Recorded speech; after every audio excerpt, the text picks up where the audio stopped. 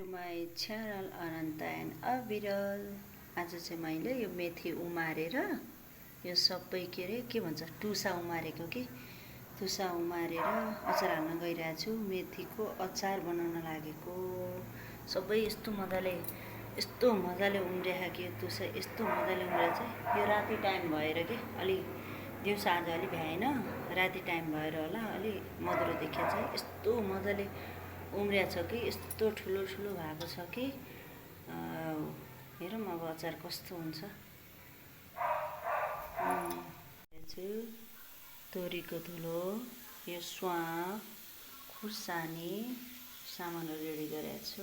यो के अरे मेथीको अचारको लागि यो मसला चाहिँ सबै राखिसकेँ मैले। नुन, बेसार, रातो खुर्सानी सबै मसला रेडी गरेको चाहिँ राखिसकेँ। अब यता र तेल र खुर्सानी, हरियो खुर्सानी हालिदिएको छु मजाले।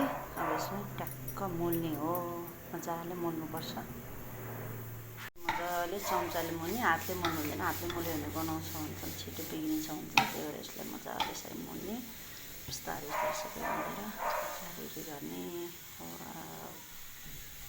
अचार रेडी भयो। खै कस्तो भयो, यस्तो भयो। अँध्यारोमा भएर अलिक क्लियर आएको छैन।